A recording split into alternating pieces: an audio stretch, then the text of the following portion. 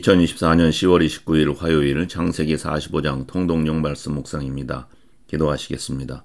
하나님 아버지, 우리의 삶이 어렵고 막막하게 느껴질 때 좌절하지 않고 또 잘 나간다고 느낄 때 교만하지 않게 하여 주시옵소서. 요셉처럼 우리의 인생은 하나님의 섭리대로 하나님의 선하신 목적을 향해 이끌려감을 늘 기억하며 인정하며 살아가게 하옵소서. 그리하여 지금의 자리가 한 생명을 살리기 위해 하나님께서 보낸 자리임을 깊이 발견하게 하여 주시옵소서. 예수 그리스도의 이름으로 기도드립니다. 아멘. 오늘 말씀은 창세기 45장 1절부터 28절입니다. 묵상 주제는 하나님의 손길을 경험하라입니다. 창세기 45장 요셉의 신분 밝힘, 요셉과 형들의 진정한 만남 1절부터 15절. 1절 요셉이 시종하는 자들 앞에서 그 정럭지하지 못하여 소리질러 모든 사람을 자기에게서 물러가라 하고 그 형제들에게 자기를 알리니 그때에 그와 함께한 다른 사람이 없었더라. 2절 요셉이 큰 소리로 우니 애굽 사람에게 들리며 바로의 궁중에 들리더라. 3절 요셉이 그 형들에게 이르되 나는 요셉이라 내 아버지께서 아직 살아 계시니이까 형들이 그 앞에서 놀라서 대답하지 못하더라. 4절 요셉이 형들에게 이르되 내게로 가까이 오소서. 그들이 가까이 가니 이르되 나는 당신들의 아우 요셉이니 당신들이 애굽의 판자라. 5절 당신들이 나를 이곳에 팔았다고 해서 근심하지 마소서. 한탄하지 마소서. 하나님의 생명을 구원하시려고 나를 당신들보다 먼저 보내셨나이다. 6절 이 땅에 2년 동안 흉년이 들었으나 아직 5년은 밭갈이도 못하고 추수도 못할지라. 7절 하나님이 큰 구원으로 당신들의 생명을 보존하고 당신들의 후손을 세상에 두시려고 나를 당신들보다 먼저 보내셨나니. 8절 그런즉 나를 이리로 보낸 이는 당신들이 아니요 하나님이시라. 하나님이 나를 바로에게 아버지로 삼으시고 그 온 집의 주로 삼으시며 애굽 온 땅의 통치자로 삼으셨나이다.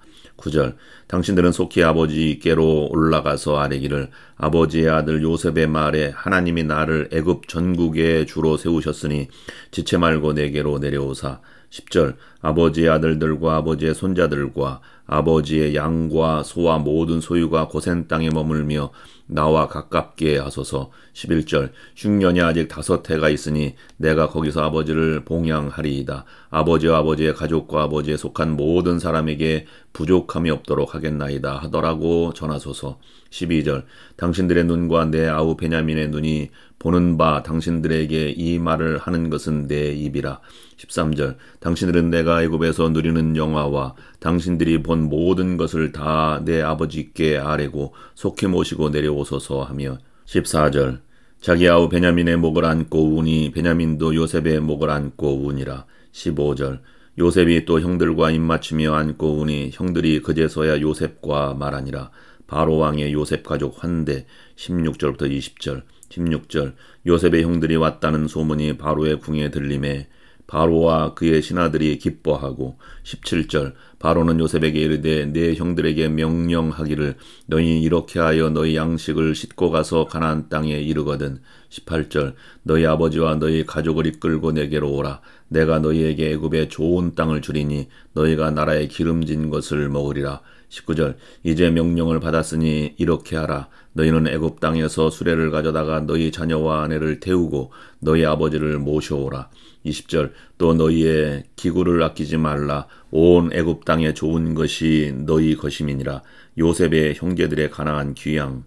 21절부터 28절 21절 이스라엘의 아들들이 그대로 할세 요셉이 바로의 명령대로 그들에게 수레를 주고 길 양식을 주며. 22절 또 그들에게 다 각기 옷 1벌씩을 주되 베냐민에게는 은 300과 옷 5벌을 주고. 23절 그가 또 이와 같이 그 아버지에게 보내되 순하기 10필에 애굽의 아름다운 물품을 실리고 암나기 10필에는 아버지에게 길에서 드릴 곡식과 떡과 양식을 실리고.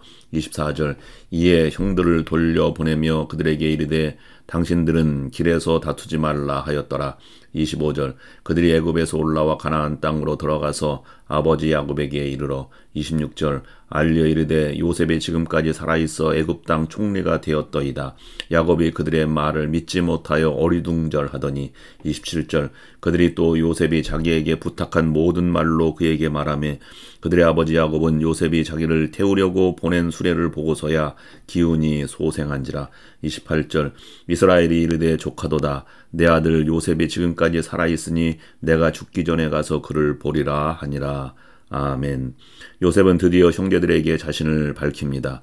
형제들은 요셉에게 이미 예전에 형제들이 아님을 보여주었습니다. 이 길었던 시험의 과정을 통해서 하나님은 야곱의 가정 모두를 회복시켜 주셨습니다. 요셉을 통하여 가문이 일어서고 모든 형제들이 요셉의 신앙 수준으로 올라서게 되었습니다. 창세기 45장에서 중요한 교훈은 하나님의 섭리는 내가 당한 고난과 어려움을 넘어서 자신을 힘들게 하였던 그 사람들까지도 기꺼이 용서할 수 있는 힘을 얻게 된다는 것입니다. 하나님을 더욱 신뢰하는 것이 회복의 지름길입니다.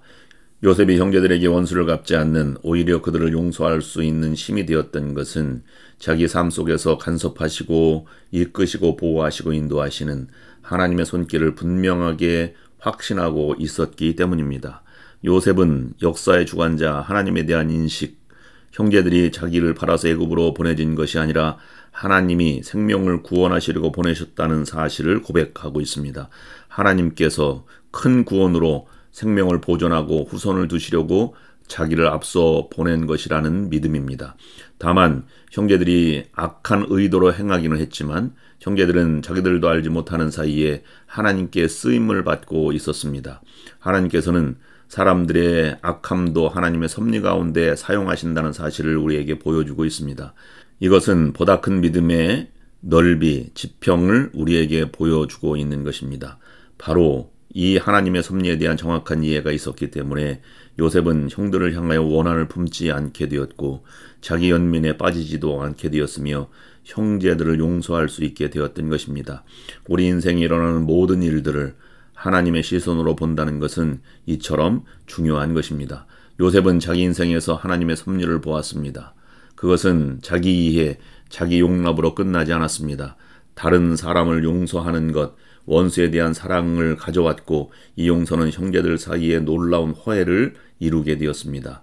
우리의 삶 속에서 꼬이고 꼬이는 인간관계들 속에서 자기의 입장, 자기의 이익, 자기의 감정, 자기의 기준에서만 판단한다면 결코 그것에서는 아무런 화해도 용서도 화합도 일어나지 않습니다.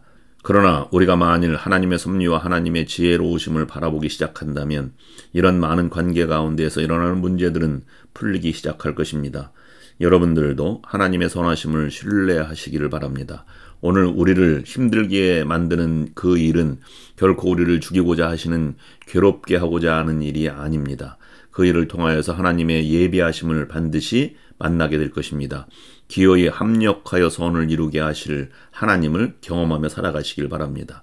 오늘 여러분의 삶에서 여러분에게 행하시는 하나님의 손길, 하나님의 간섭, 하나님의 만지심을 확인하며 살아가는 하루가 될 수 있기를 기도합니다. 기도하시겠습니다. 하나님 아버지, 오늘 우리의 영적인 안목이 열리게 하옵소서. 모든 것이 하나님의 손 안에 있음을 기억하며 하나님의 크심에 비하면 아주 작은 일들 때문에 일희일비하지 않게 하옵소서. 내게 손해를 끼치고 어려움을 주는 사람들까지도 하나님의 섭리의 눈으로 바라보게 하시며 용서하고 화해하는 삶이 되게 하옵소서. 예수 그리스도의 이름으로 기도드립니다. 아멘.